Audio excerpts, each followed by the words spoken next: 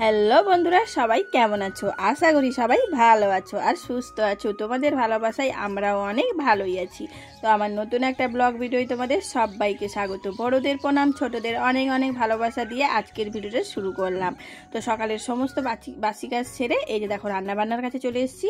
ভাতটাও চাপিয়ে দিয়েছি, আমি চালটা ধুয়ে দিয়ে দিয়েছি। এখন দিয়ে দিচ্ছি উচ্ছে। যেহেতু আজকে অনেক দিন পর একটু উচ্ছে খেতে ইচ্ছে হলো, তাই ভাবলাম আজকে উচ্ছে ভাতে দিই। তাই 5টা মতো উচ্ছে ভাতে দিয়ে দিলাম ধুয়ে। আর এদিকে দেখো কাটতে বসে গেলাম সবজি।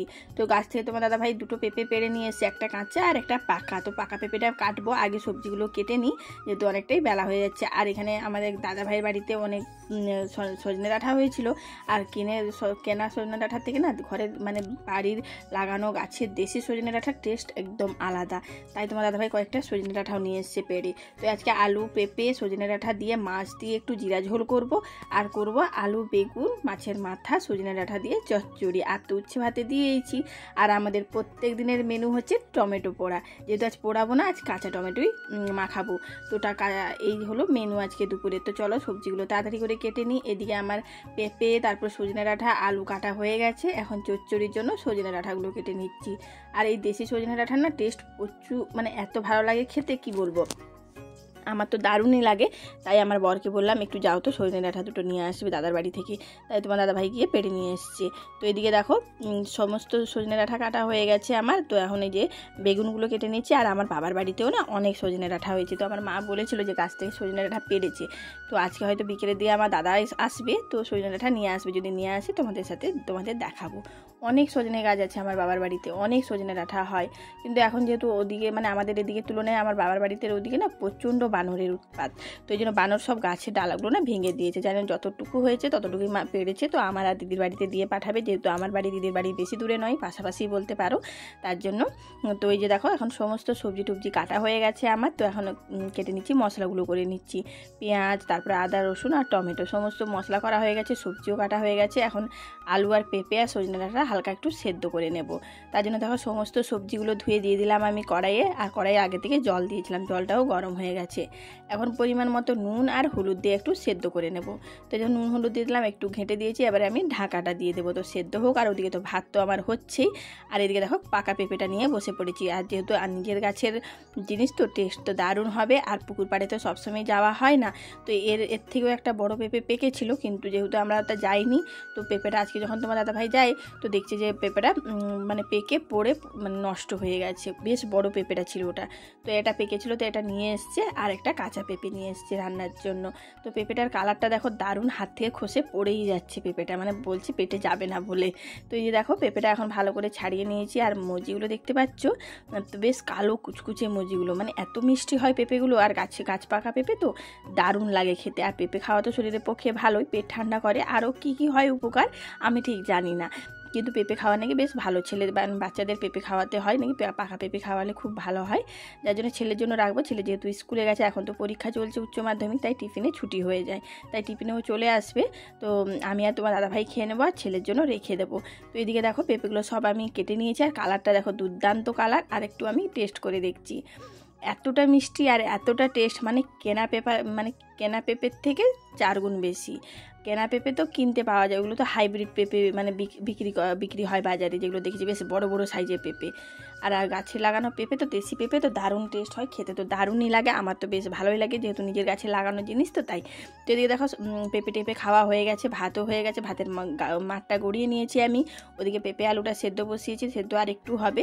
তো এদিকে ততক্ষণে মাছে আমি হলুদ নুন মাখিয়ে নিলাম, তেলটাও আমার গরম হয়ে গেছে। এখন মাছগুলো এক এক করে দিয়ে দেবো। আর আজকে মাছের বলতে পেটিগুলো কয়েকটা আছে, যেহেতু আগের দিন মাছ নিয়েছিলাম, পিসগুলো তো রান্না করে নিয়েছি, কিন্তু পেটিগুলো থেকে গেছিলো, তাই পেটিগুলো দিয়ে আজকে ঝোল করব। আর করব মাছের মাথা দিয়ে আলু বেগুনের চচ্চড়ি। তো এই যে দেখো মাছগুলো আমার সমস্ত লাল লাল করে ভাজা হয়ে গেছে। আর পেটি মাছ খেতে তো দারুণ লাগে, কাটা যেহেতু কম, তো পেটি মাছ আমার ছেলে খুব ভালোভাবেই খায়। তো এই যে মাছের মাথাটাও ভেজে নিয়েছি। আর দেখো বন্ধুরা, তোমাদের সাথে মানে বেশি কিছু শেয়ার করতেই পারিনি বলতে পারো। এদিকে মশলা কষা হচ্ছে, এদিকে আমার আলু বেগুন দেওয়া হয়ে গেছে, চচ্চড়িটাও বসিয়ে দিয়েছি। এদিকে পেঁপে আলু দিয়ে ভালো করে আমি কষিয়ে নিয়েছি। এবার পরিমাণ মতো জল দিয়ে দেবো, যেহেতু আমার স্টোরেজ ফুল হয়ে গেছিলো, যার জন্য। আর বাকি ভিডিওগুলো তোমাদের সাথে শেয়ার করতে পারলাম না, কোনো ভিডিওই হয়নি, সেভ হয়নি, যার যার জন্য। তো যতটুকু হয়েছে ততটুকু তোমাদের সাথে শেয়ার করলাম। তো এই যে দেখো মাছগুলো দিয়ে দিয়েছি আমি, ঝোলটা আমার ফুটে গেছে আর এবারে নামিয়ে নিচ্ছি। আর আজকে সব কটা তরকারি এত দারুণ হয়েছিল খেতে, মানে কি বলবো, দারুণ টেস্ট হয়েছিল তরকারিগুলো। আর দেখতে পাচ্ছ কালারটাও দারুণ এসছে। এদিকে চচ্চড়িটাও হয়ে গেছে আমার, নামিয়ে নিচ্ছি। তো আলু বেগুন সজনে ডাঁটা দিয়ে মাছের মাথা দিয়ে চচ্চড়ি আর পেঁপে আলু মাছ দিয়ে ঝোল। এদিকে তো খাবার দাবার বেড়ে নিয়েছি, টমেটো মাখিয়ে নিয়েছি। কি বলবো, আবার সেই মানে টমেটো একদম কাঁচা টমেটো, পেঁয়াজ লঙ্কা ধনে পাতা দিয়ে মাখিয়েছি। আর একটা 2-3টে মতো রসুন সঙ্গে, কাঁচা রসুনের তো একটা সেন্ট আলাদা। আগে মুড়িতে খেতাম কাঁচা রসুন, খুব ভালো লাগতো আমার। আচ্ছা যাই হোক, আর এখানে উচ্ছে ভাতে দিয়েছিল, মাখানো হয়েছে পেঁয়াজ লঙ্কা দিয়ে। আর চচ্চড়ি করেছে মাছের মাথা দিয়ে, সেই বড় সিলভার কাপ মাছের মাথা দিয়ে। আর সেই তেল ছিল, বড় সিলভার তো, সেই তেল দিয়ে করেছে। একদম কি বলবো, এত সুন্দর গন্ধ মাছে বলার নেই। আর মাছের পেটি দিয়ে পেঁপে দিয়ে, একদম গাছের টাটকা পেঁপে আর গাছের সন্না ডাঁটা। এটা বলবো একদম ঝোল, জিরে দিয়ে করেছে হালকা, একদম ঘরোয়া রান্না। খাওয়া যাক এখন।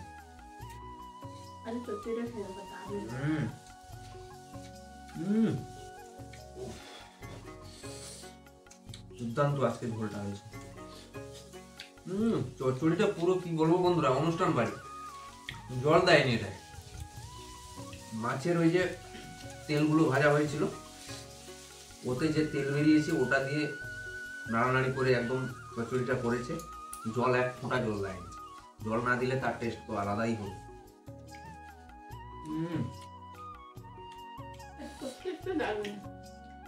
একদম গাছের টাটকা পেঁপে।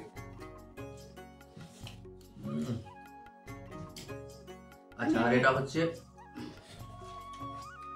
টমেটো মাখা, কাঁচা টমেটো মাখিয়ে ধনে পাতা দিয়ে খাবে, তার টেস্ট আলাদা। টক টক লাগছে, যা খেতে লাগছে না, সঙ্গে রসুন। ও আমি সচরাচর চচ্চড়ি খাই না, কিন্তু আজ দেখে মনে হলো একটু ভালো হয়েছে, এই জন্য একটু নিয়েছি, দারুণ হয়েছে। ধামসা একটা মাছের এই যে মাথার এক সাইড পেয়েছি কাঁটা, এটা খাবো পরে, লাস্টে খাবো। চিবিয়ে চিবিয়ে খাবো, বরফির মতো লাগছে তো।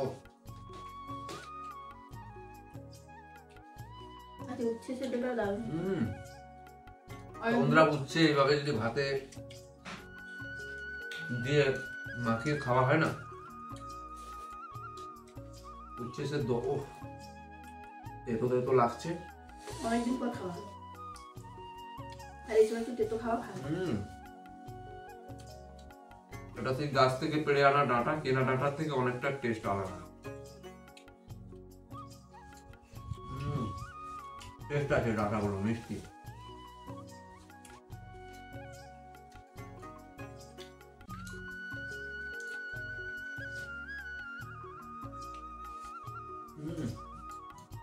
দুর্দান্ত রান্না।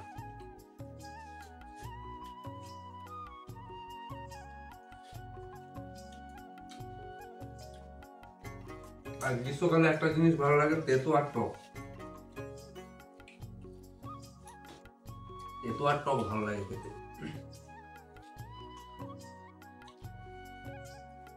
এবার মাছটা খাই না, মানে এই মাছটার ছালটা দেখো, চর্বি পুরো।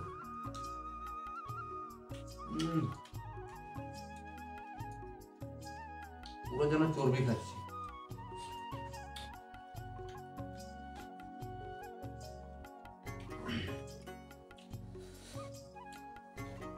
আর টাটকা পেঁপে,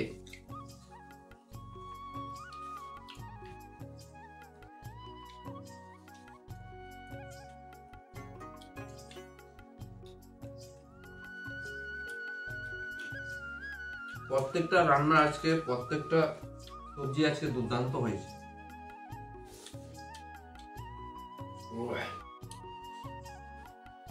তো যারা একটু টক খেতে ভালোবাসো, কি বলবো, এইভাবে টমেটো মাখাও, হয় পোড়া টমেটো, না হয় কাঁচা। পেঁয়াজ লঙ্কা ধনে পাতা আর 1-2 কোয়া রসুন, 2 কোয়া মতো রসুন দিয়ে দাও একটা টমেটোতে। আর জিরা গুঁড়ো থাকলে একটু দিয়ে দাও, বাস, ওইটা দিয়ে ভাত খাওয়া হয়ে যাবে। এটা মুখের স্বাদ পাল্টে দেয়, মুখে রুচি ভাব, মানে খেতে ইচ্ছে নেই তো এটা রুচি একদম পুরো, কি বলবো, এটা থাকলে ভাত সাট করে চলে যাবে পেটের মধ্যে। কত লাগছে। এদিকে দেখো বন্ধুরা, খাওয়া দাওয়া কমপ্লিট করে চলে এসেছি বাসনগুলো নিয়ে পুকুর পাড়ে ধোয়ার জন্য। আবার বাকি দিনের মতো, যেহেতু আমি এখন প্রায় বাসন পুকুর পাড়েই ধোয়াধুয়ি করি, বাসন কেন কাপড় কেন, যেহেতু কল পাম্প করতে অনেকটাই, যেহেতু আমাদের একটা কল খারাপ হয়ে গেছে, আরেকটা কলে অনেকটাই ভিড়, হয়তো অনেক সময় লেগে যায় কলে দাঁড়িয়ে থাকতে, যার জন্য আমি পুকুর পাড়টাই এখন বেছে নিয়েছি, যেহেতু কাপড় কাচা আর বাসন ধোয়ার জন্য অনেক তাড়াতাড়ি কাজ হয়ে যায় যার জন্য। আর এই যে পুকুর পাড়ের ওপারে যে বাড়িটা আছে ওদেরই পুকুর এটা, আমাদের বাড়ির পেছনে, যার জন্য ব্যবহার করি আমরা, যেহেতু আমাদের বাড়ির পুকুরের তো অবস্থা একদমই খারাপ, আমাদের পুকুরের জল তো ব্যবহার করাই যাবে না, তোমরা তো দেখেইছো পুকুরের অবস্থা কি, যত পরিষ্কার করলেও জানি না কেন, মানে পরিষ্কার করে দেওয়ার পরে ঠিক থাকে, তারপর কিছুদিন পর আবার যেই গেছে এরকম ঝিঝু হয়ে যায়, তারপরে কলমি শাক হয়ে যায়, যেহেতু একবার পুকুর মেরে কলমি শাক লাগানো হয়েছিল যার জন্য। তো আজকের জন্য ভিডিওটা এই পর্যন্ত, যদি ভালো লাগে একটা লাইক করে দিবে, বেশি বেশি করে শেয়ার করবে, আমার ভিডিওটা কেমন হয়েছে কমেন্ট করে জানাতে ভুলবে না, যারা নতুন আছে প্লিজ চ্যানেলটাকে সাবস্ক্রাইব করে আমার পাশে থাকবে। দেখা হচ্ছে নেক্সট ব্লগে, ধন্যবাদ।